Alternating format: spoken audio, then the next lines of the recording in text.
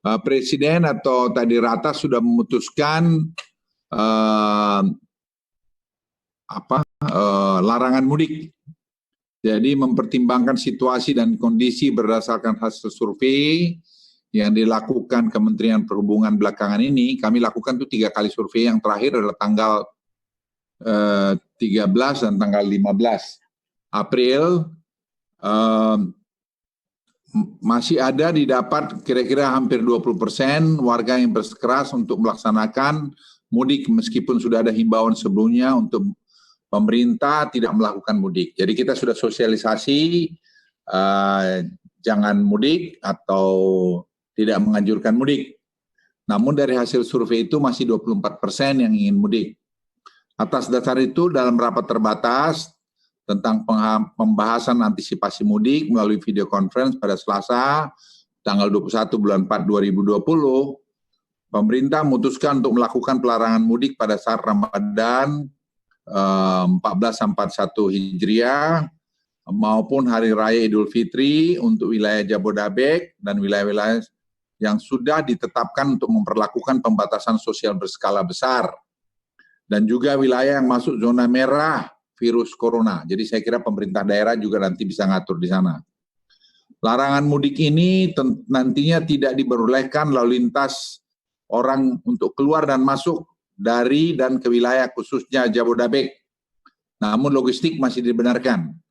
Namun masih diperbolehkan arus lalu lintas orang di dalam Jabodetabek atau yang dikenal istilah aglomerasi. Transportasi massal di dalam Jabodetabek seperti KRL juga akan jalan. Nah, kemudian untuk mempermudah masyarakat tetap bekerja, khususnya tenaga kesehatan. Jadi saya ulangi, KRL juga tidak akan ditutup. Dan cleaning service, rumah sakit dan sebagainya, karena mereka banyak dari hasil temuan kami yang naik KRL Bogor Jakarta itu bekerja dalam bidang-bidang tadi. Larangan mudik ini berlaku efektif terhitung sejak hari Jumat tanggal 24 April 2020.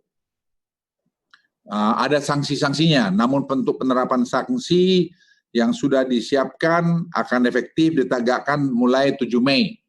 Jadi strategi pemerintah adalah strategi yang bertahap. Kalau bahasa keren militernya, saya sebut bertahap, bertingkat, dan berlanjut. Saya ulangi ya, bertahap, bertingkat, dan berlanjut. Jadi kita tidak ujuk-ujuk bikin begini, karena semua harus dipersiapkan secara matang, cermat. Seperti diketahui, pemerintah juga baru saja menyalurkan bantuan sosial untuk masyarakat, khususnya wilayah Jabodetabek, dan sesuai arahan dari Presiden Joko Widodo, seluruh hal yang berkaitan dengan jaring pengaman sosial juga harus segera berjalan. Nah, atas itulah pemerintah memutuskan untuk melarang mudik pada tahun ini. Jadi, kalau seperti kalau saya boleh umpamakan operasi militer, persiapan logistik dilakukan, persiapan tadi sosialisasi dilakukan, latihan ini semua disiapkan, baru kita sekarang eksekusi. Jadi mulai 24 ini itu akan berlaku pelarangan mudik.